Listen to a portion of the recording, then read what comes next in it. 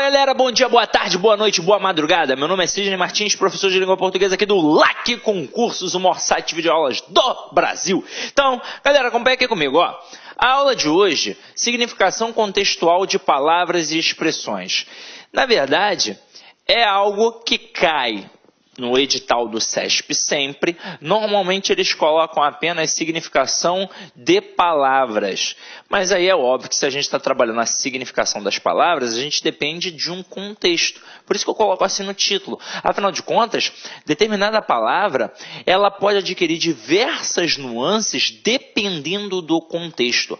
E o CESP trabalha muito isso, essa seleção vocabular diante de valores semânticos. Então agora a gente vai cair para dentro para observar qual é o conceito para a gente poder trabalhar. Depois a gente vai para a questão propriamente dita. E aí vocês vão perceber que algumas questões são até tranquilas. Outras, eu vou te falar, são bem sutis e são capazes de derrubar até o candidato mais bem preparado. Talvez até professores de língua portuguesa, se tiverem de fazer aquela questão ali, né, assim, de surpresa, né, de forma muito rápida. Então, se o cara não olhar com calma, até o cara muito bem preparado vai errar. Então, vem aqui comigo, ó. Significação das palavras. Quanto à significação, as palavras são divididas nas seguintes categorias. Sinônimos, e aí a gente tem as palavras que possuem significados próximos, são chamadas de sinônimos. Então, vamos lá. Você já deve saber que tem, pelo menos, o contrário disso. Daqui a pouco a gente vai ver que são os chamados antônimos. Então, peraí, ó. Quando eu falo em sinônimos, eu tenho palavras aproximadas. Então, a gente tem aqui, ó, lar, casa, moradia, residência, longe, distante, delicioso, saboroso, carro, automóvel e por aí vai. Agora, observe que o sentido dessas palavras são próximos, mas não são exatamente equivalentes. Dificilmente encontraremos um sinônimo perfeito, uma palavra que significa exatamente a mesma coisa que outra. Verdade seja logo dita, em língua portuguesa não existe sinônimo perfeito. Como assim, Sidney? Tá maluco? Não, estou falando sério. O que existe, na verdade, são palavras aproximadas semanticamente, dentro do mesmo campo semântico, mas que, se fossem perfeitas, não teria nem necessidade de ter uma outra palavra. Essa é a verdade. Então, acompanhe aqui comigo um exemplozinho clássico para a gente poder entender. Ó. Há uma pequena diferença de significado entre palavras sinônimas. Veja que, embora casa e lar sejam sinônimos, ficaria estranho se falássemos a seguinte frase: comprei um novo lar. Tá vendo? É impossível eu falar assim. Eu vou ter de falar que eu comprei uma nova casa. Então, o uso de palavras sinônimas pode ser de grande utilidade nos processos de retomada de elementos que interrelacionam as partes do texto. Ou seja, quando a gente aprende o processo de coesão textual, a gente aprende que dentro de um texto escrito, a gente tem de evitar o tempo todo a repetição. Então, na fala, na oralidade, eu posso várias vezes repetir o mesmo termo e ninguém vai estranhar. Agora, na escrita, se eu repito, eu demonstro pobreza de vocabulário. Então, basicamente, eu tenho substantivos e, normalmente, o primeiro elemento que a gente usa para evitar a repetição do substantivo é o elemento que trabalha em prol deste nome, que é o pronome.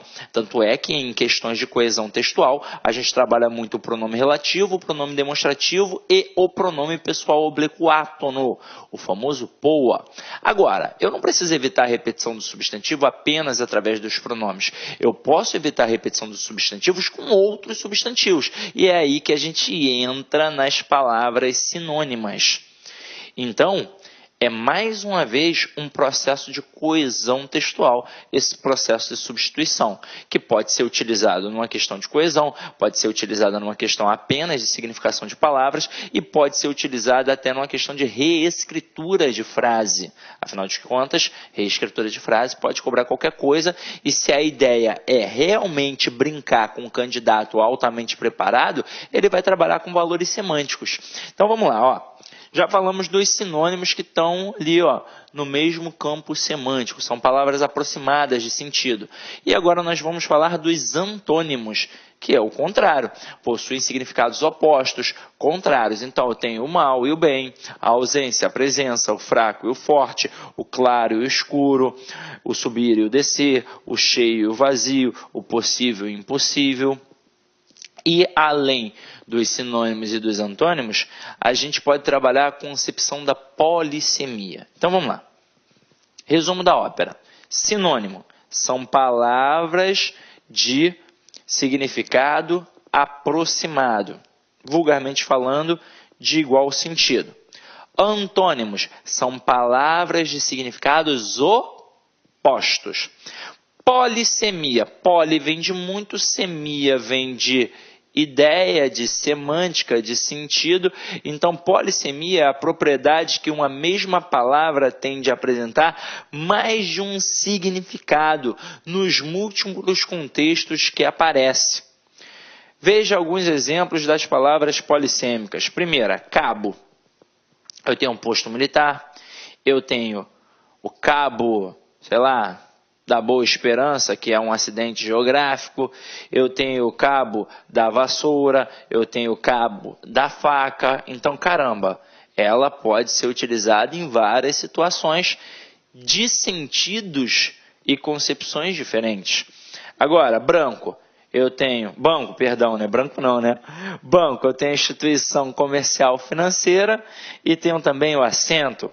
E manga, eu tenho parte da roupa, a manga aqui, ó, da camisa, e eu tenho a fruta. Detalhe, se a gente remeter isso a um valor geográfico, pensando até na variação linguística, no Nordeste, quando o cara fala, você está mangando, para de mangar, né? Então, ele está trabalhando o verbo mangar, já é uma zoação, alguma coisa assim do tipo. Mas, eu tenho manga blusa, e manga fruta. Assim como a gente pode estender isso para a palavra vela, por exemplo, tem a vela de cera, que é a vela para acender, tem a vela que é o cara que está ali do lado do casal de namorados, perturbando, né? Tá sobrando, é uma vela. A gente pode pegar a palavra cera. A palavra cera tem a cera de encerar o chão, tem a cera da abelha, tem o goleiro, quando demora para bater o tiro de meta, ele está fazendo cera. Então, tudo isso é o quê? É uma concepção polissêmica, ou seja, vários sentidos. Uma palavra em determinadas, diversas situações com significação completamente diferente. Beleza? Então, vamos lá.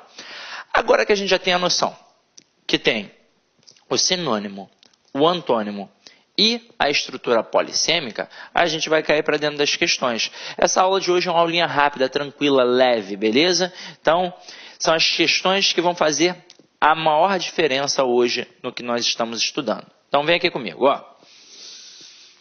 Ora, se o campo se encontra mais perto do natural, pode ser associado à paz, à inocência, à virtude.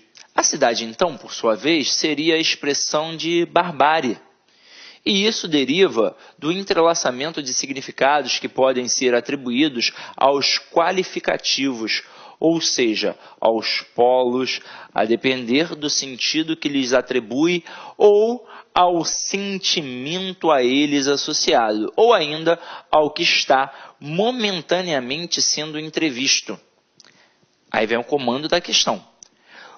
Mantém-se a correção gramatical e o sentido original do texto ao se substituir podem ser atribuídos aos qualificativos por atribuem aos qualificativos. Então tá aqui, ó.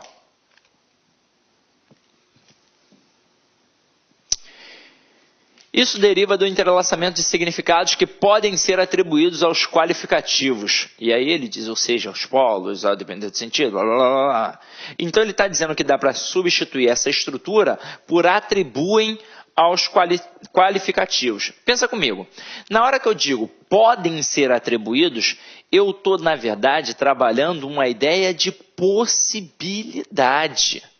Olá, meus amigos, minhas amigas, sou o professor Luiz Antônio de Carvalho e com muito prazer, muita satisfação, estou aqui para fazer um convite muito especial para você que vai fazer qualquer concurso da banca do CESP.